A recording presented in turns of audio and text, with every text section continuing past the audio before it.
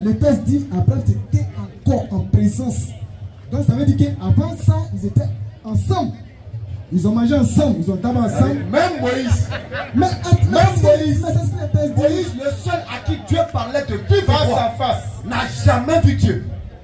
C'est Abraham. Dieu pour se faire voir. Va venir. Un corps de Dieu chien. va venir. Va venir manger pour toi, Abraham. Il y a quoi d'extraordinaire dedans? Essayez de mettre Dieu à la dimension que Dieu mérite. Dieu ne peut jamais prendre un corps de chair, c'est pas possible. Allons-y.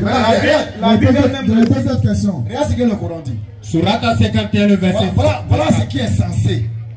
T'est-il parvenu le récit des visiteurs honorables d'Abraham quand il entrait chez lui et dit, Père, il leur dit, Père, visiteur inconnu.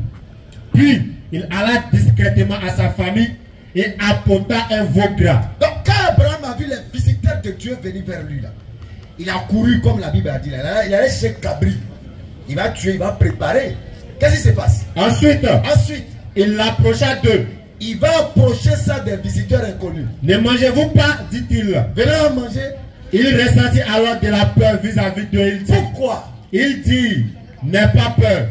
Et il lui annonçait la naissance. Parce que quand il a apporté la nourriture, ils n'ont pas regardé même la nourriture parce qu'ils ne mangent pas ça. Le corps humain qu'ils ont pris là, c'est momentané. Parce qu'ils ne sont pas de nature humaine. Donc ils n'ont pas besoin de substance humaine pour manger. C'est clair. Ils sont venus juste pour quelque temps, faire ce qu'ils ont à faire, et puis partir.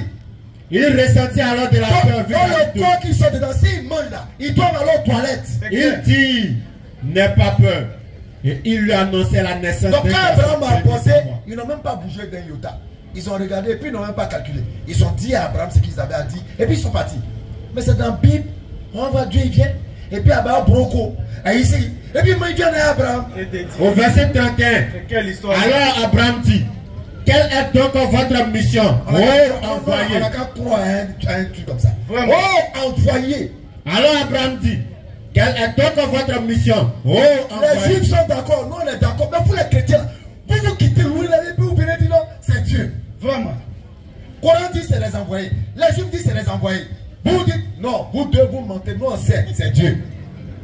Et je le disais tantôt, nulle part dans la Bible, Dieu ne peut prendre, je viens.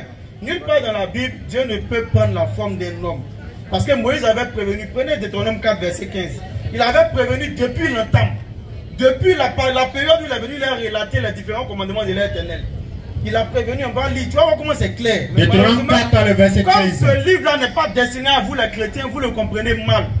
Et comme vous n'êtes pas parmi les monothéistes, vous êtes en 3 en 1 en 3. C'est clair. Donc vous ne pouvez pas comprendre les écritures des monothéistes. Allons-y. Au verset 15. Allons-y. Puisque vous n'avez vu aucune figure. Vous n'avez vu aucune figure. Le jour où l'Éternel vous parla du milieu du feu. Où l'Éternel vous a parlé du milieu du feu à Horeb là. Vous n'avez vu aucune figure. Alors il va faire les mises en garde suivantes.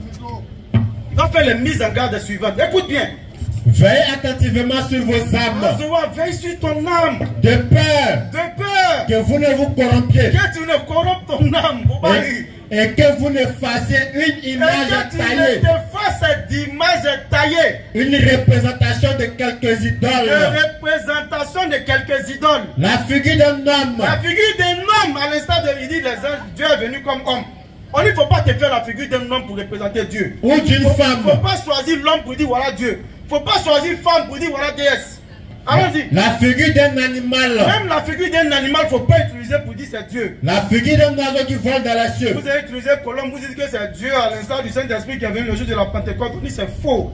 Allons-y. Au verset 18. Continue. La figure d'une bête qui rampe sur le sol. D'une bête qui rampe sur le sol. La figure d'un poisson qui vit dans les eaux. Même poisson, c'est les panafricains là. Les poissons, les moyens, ils disent que c'est poisson sacré. On ne faut pas prendre tout ça là comme divinité. Veille sur ton âme. Et Moïse avait déjà prévenu. Azoa, veille sur ton âme. Hein? De peur que. Levant tes yeux vers le ciel. Et voyant le soleil. La lune. Et les étoiles. Et tout ce qui ont le ciel. Toutes les armées des cieux. Allons-y. Tu ne sois entraîné à te prosterner en la présence. Et c'est ce que la plupart font. Ce sont des choses. Lorsqu'ils voient la création, au lieu d'adorer le créateur, ils remercient, ils adorent cette création-là elle-même.